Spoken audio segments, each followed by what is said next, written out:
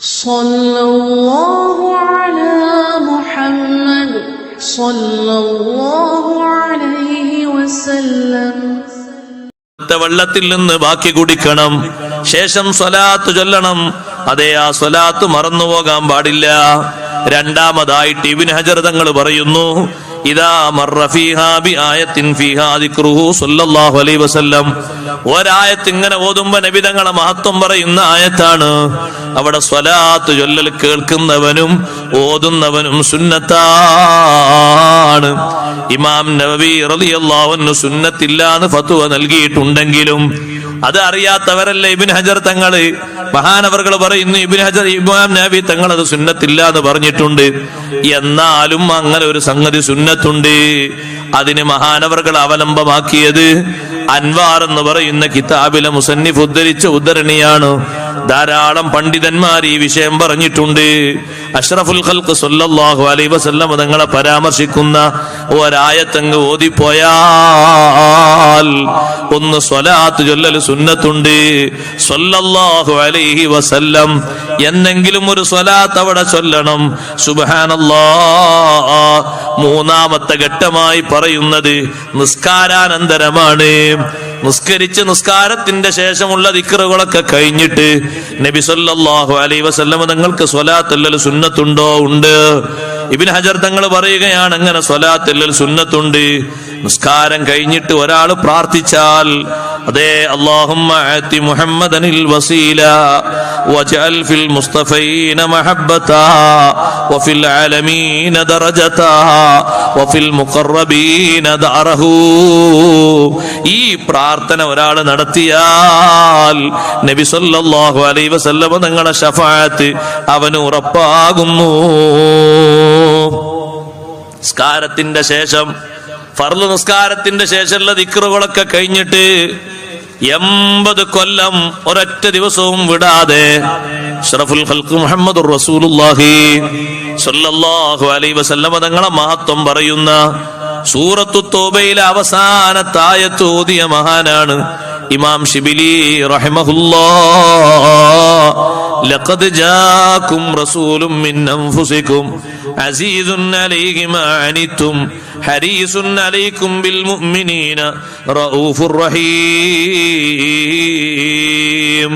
നബി സല്ലല്ലാഹു അലൈഹി വസല്ലം തങ്ങളെ സ്വപ്നത്തിൽ ദർശിച്ച ചില മഹാന്മാർ ശിബിലി ഇമാം റളിയല്ലാഹു അൻഹു നബി തങ്ങളെ മുന്നിലേക്ക് ചെല്ലുന്നു.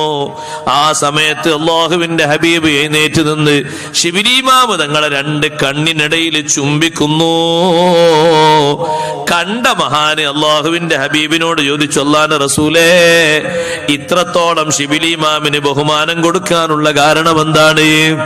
ആ സമയത്ത് നബി സല്ലല്ലാഹു അലൈഹി വസല്ലം പറയുന്നത്, നിസ്കാരം കഴിഞ്ഞ് ദിക്റൊക്കെ കഴിഞ്ഞാൽ, എല്ലാ ഫർള് നിസ്കാരവും കഴിഞ്ഞിട്ട് എന്റെ മഹത്വം പറയുന്ന ലഖദ് ജാഅകും റസൂലും മിൻ അൻഫുസികും എന്ന ആയത്ത് ഓതുന്ന മഹാനാണ്. അതിന്റെ പുറമേ വയത്ബഉഹാ ബിസ്സലാത്തി അലയ്യ, ആ ആയത്ത് ഓതിയിട്ട് പിന്നൊരു സ്വലാത്തും ചൊല്ലും. ആയത്ത് മാത്രല്ല, അതിന്റെ ശേഷം ഒരു സ്വലാത്തും എനിക്ക് ചൊല്ലും. അങ്ങനെ എന്നെ ഓർക്കുന്ന, എന്റെ പേരിൽ സ്വലാത്തല്ലുന്ന ആളെ കാണുമ്പോ ഞാനും ഒന്ന് ബഹുമാനിക്കണ്ടേ? അതിനാ ഞാൻ ഇങ്ങനെ എണീറ്റ് നിന്നിട്ട് രണ്ട് കണ്ണിനിടയിൽ ചുംബനം കൊടുത്തത് എന്ന് സയ്യിദുനാ റസൂലുള്ളാഹി സ്വല്ലല്ലാഹു അലൈഹി വസല്ലം മറുപടി പറയാണ്. വേറെ ചില റിപ്പോർട്ടിൽ കാണാം, ശിബിലി ഇമാം തങ്ങളുടെ വഫാത്തിന് ശേഷം സ്വർഗത്തിൽ മഹാനവറുകൾ സ്വർഗീയരുടെ കൂട്ടത്തിലായി കണ്ടപ്പോ, സ്വർഗത്തിൽ വലിയ ബഹുമാനത്തോടെ നടക്കുന്ന കണ്ടപ്പോ ശിബിലി ഇമാം റളിയല്ലാഹു അൻഹുവിനോട് ചോദിച്ചൊരാള്, എന്തേ അല്ലാഹു നിങ്ങൾക്ക് ഇത്ര ബഹുമാനം തന്നത്? ഒന്നുമല്ല, അല്ലാഹു ഏറ്റവും ബഹുമാനിച്ച നേതാവ്, ഏറ്റവും ബഹുമാനിച്ച സൃഷ്ടി ആരാണ്? അക്രമുൽ ഖൽഖ് ആരാണ്? സഹോദരങ്ങളെ, സൃഷ്ടികളിൽ ഏറ്റവും ബഹുമാനമാർക്കാണ്? തർക്കമില്ലല്ലോ, സയ്യിദുനാ റസൂലുള്ളാഹി സ്വല്ലല്ലാഹു അലൈഹി വസല്ലം തങ്ങൾക്കാണ് ഏറ്റവും വലിയ ബഹുമാനം. അത്ര ബഹുമാനം അല്ലാഹു ആർക്കും നൽകിയിട്ടില്ലല്ലോ. അതുകൊണ്ടാണ് ഇബ്നു ഹജർ ഹൈതമി തങ്ങൾ പറയുന്നുണ്ട്, ബാപ്പാനെക്കാളും ഉമ്മാനെക്കാളുള്ള ബഹുമാനം. ബാപ്പ വിളിക്കുന്നു, മോനെ, മോന് ഫർള് നിസ്കരിക്കാണ്. നിസ്കാരം കൈയച്ചു പോയിട്ട് ബാപ്പാനെ വിളിക്കുത്തരം ചെയ്യാൻ പറ്റുമോ? ഫർള് നിസ്കാരത്തിൽ ബാപ്പ വിളിക്കുന്നു, ഉമ്മ വിളിക്കുന്നു, കൈയച്ചു പോയി ഉത്തരം ചെയ്യാൻ പറ്റുമോ? പറ്റൂല. സുന്നത്ത് നിസ്കാരത്തിലാണെങ്കിൽ ബാപ്പാന്റെ ഉമ്മാനും വിളിക്കുത്തരം ചെയ്യണം. അതേ സമയത്ത് അതിനേക്കാൾ അപ്പുറം ഫർള് നിസ്കരിക്കുകയാണെങ്കിൽ പോലും നബി സല്ലല്ലാഹു അലൈഹി വസല്ലം ഒരാളെ വിളിച്ചാൽ കൈയച്ചു പോയി ഉത്തരം ചെയ്യണം. അത് അല്ലാഹുവിന്റെ കൽപ്പനയാണ്. മദീന പള്ളിയുടെ ഉള്ളിൽ നിസ്കരിച്ചിരുന്നൊരു സ്വഹാബി, ഇമാം ബുഖാരി തങ്ങൾ റിപ്പോർട്ട് ചെയ്യുന്ന ഹദീസിൽ കാണാം, നിസ്കാരത്തിൽ നബി തങ്ങൾ പുറത്തുനിന്ന് വിളിക്കുന്നുണ്ട്, ഉള്ളിലാണ് ആ സ്വഹാബി. നിസ്കരിക്കുകയായിരുന്നു, നബി തങ്ങൾ വിളിച്ചു, വിളിക്ക് ഉത്തരം ചെയ്തില്ല. നിസ്കാരം കഴിഞ്ഞ് വന്നിട്ട് പറഞ്ഞു, നബിയെ ഞാൻ നിസ്കാരത്തിലായിരുന്നു. അള്ളാഹു പറയുന്നത് നിങ്ങൾ കേട്ടിട്ടില്ലേ എന്ന് നബി തങ്ങൾ തിരിച്ചു ചോദിക്കുന്നുണ്ട്. യാ അയ്യുഹല്ലദീന ആമനൂ ഇസ്തജീബൂ ലില്ലാഹി വലിർറസൂലി ഇദാ ദഅാകും ലിമാ യുഹീകും. അള്ളാഹും അള്ളാഹുവിന്റെ റസൂലും എപ്പോ വിളിച്ചാലും ഉത്തരം ചെയ്യണം. നിസ്കാരത്തിലാകട്ടെ, ഫർള് നിസ്കാരത്തിലാകട്ടെ, മാറ്റമില്ല. ഫർള് നിസ്കാരത്തിൽ പോലും കയ്യയിച്ച് ഉത്തരം ചെയ്യണമെന്ന് കൽപ്പനയുള്ള ഒരേ ഒരു നേതാവ് സയ്യിദുനാ റസൂലുള്ളാഹി സ്വല്ലല്ലാഹു അലൈഹി വസല്ലം തങ്ങളാണ്. എന്തൊരു ബഹുമാനാണ് അല്ലാഹു തആല കൊടുക്കുന്നത്, എന്തൊരു സ്ഥാനമാണ് കൊടുക്കുന്നത്. ബാക്കിയുള്ള നബിമാരെ മുഴുവനും അല്ലാഹു തആല അവരെ പേരെടുത്ത് സംബോധന നടത്തി ഖുർആനിൽ. യാ ആദമു അല്ലാഹു വിളിച്ചില്ലേ, ഉസ്കുൻ അൻത വസൗജുകൽ ജന്ന. നൂഹ് നബിനെ അല്ലാഹു യാ നൂഹു എന്ന് വിളിച്ചില്ലേ? ഇബ്രാഹിം നബിനെ അല്ലാഹു യാ ഇബ്രാഹിം എന്ന് വിളിച്ചില്ലേ? മൂസാ നബിനെ അല്ലാഹു യാ മൂസാ എന്ന് വിളിച്ചില്ലേ? പക്ഷേ ലോകത്തിന്റെ നേതാവ് സയ്യിദുനാ റസൂലുള്ളാഹി സ്വല്ലല്ലാഹു അലൈഹി വസല്ലം നിങ്ങൾക്ക് അല്ലാഹു കൊടുക്കുന്ന ബഹുമാനം കണ്ടോ? പേരെടുത്ത് വിളിക്കാതെ അല്ലാഹു വിളിക്കുന്നത് യാ അയ്യുഹൻ നബിയ്യു, യാ അയ്യുഹർ റസൂൽ, യാ അയ്യുഹൽ മുസമ്മിൽ, യാ അയ്യുഹൽ മുദ്ദസിർ. ഇങ്ങനെയല്ലേ വിളിക്കുന്നത്. ഒരു സ്ഥലത്ത് പോലും പേരെടുത്ത് വിളിച്ചിട്ടില്ല. എന്നു മാത്രമല്ല, ജനങ്ങളോടും അല്ലാഹു അത് പഠിപ്പിച്ചു. ലാ തജഅലൂ ദുആഅർ റസൂലി ബൈനകും കദുആഇ ബഅദികും ബഅദാ. നിങ്ങൾ നിങ്ങളെ കൂട്ടുകാരെ പരസ്പരം പേര് വിളിക്കും പോലെ അല്ലാഹുവിന്റെ റസൂലിനെ പേരെടുത്ത് വിളിക്കാൻ പാടില്ല. വിളിക്കേണ്ടത് യാ റസൂലല്ലാഹ്, യാ ഹബീബല്ലാഹ്. അങ്ങനെയാണ് വിളിക്കേണ്ടത്. ബഹുമാനം അങ്ങനെയാണ്. നിസ്കരിക്കുന്ന നിസ്കാരങ്ങളിലൊക്കെ വിളിക്കുന്നത് എങ്ങനെയാണ്? അസ്സലാമു അലൈക അയ്യുഹൻ നബിയൂ. പേരുകൊണ്ടാണോ നബി തങ്ങളെ സംബോധന ചെയ്യുന്നത്? അല്ലേ അല്ല.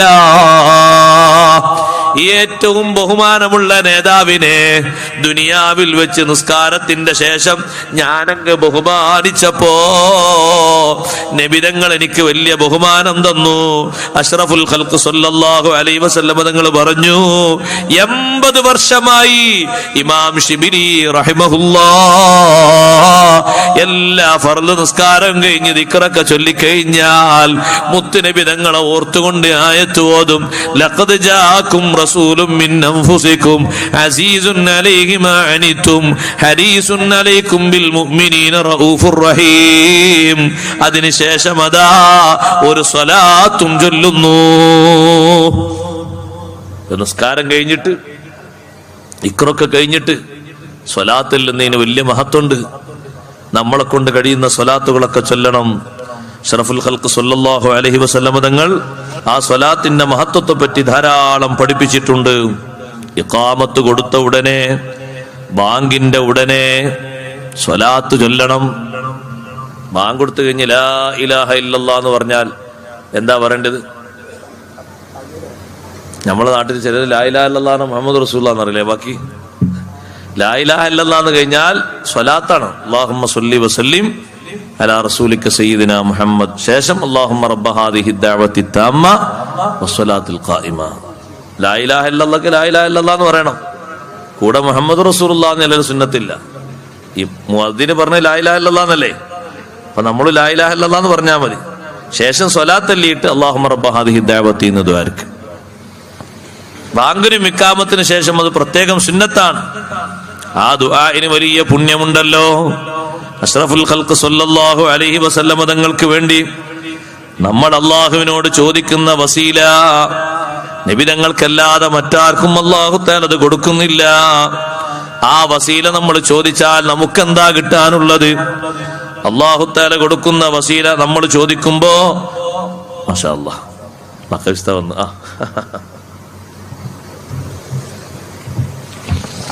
അസ്സലാമു അലൈക്കും.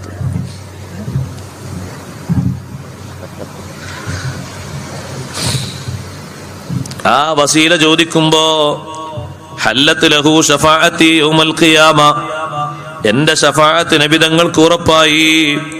ഹല്ലത്ത് എന്ന് പറഞ്ഞാൽ വാക്കിന്റെ അർത്ഥം വജബത്ത് എന്നാണ്. ചില റിപ്പോർട്ടുകൾ അങ്ങനെ തന്നെ വന്നിട്ടുണ്ട്, സ്ഥിരപ്പെട്ടു.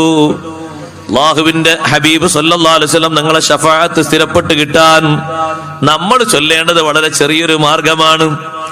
നബി തങ്ങൾക്കല്ലാതെ അല്ലാഹു തആല വസീല എന്ന പദവി ആഖിറത്തിൽ ആർക്കും കൊടുക്കൂല. മഖാമും മഹ്മൂദ് നബി തങ്ങൾക്ക് മാത്രമേ അല്ലാഹ് കൊടുക്കുകയുള്ളൂ. അത് കൊടുക്കാൻ സഹോദരങ്ങളെ നമ്മൾ ദ്വാരന്നിട്ട് വേണോ നബി തങ്ങൾക്കത് കിട്ടാൻ? നമ്മൾ ദ്വാരക്കുന്നത് നമുക്ക് അവിടുത്തെ ശഫാഅത്ത് കിട്ടാനാണ്. അതുകൊണ്ടാണ് ആ ദുആഇന്റെ അവസാനം വർസുഖ്നാ ശഫാഅതഹു യൗമൽ ഖിയാമ ഇന്നക ലാ തുഖ്ലിഫുൽ മിആദ് എന്നുകൂടി ചേർത്തി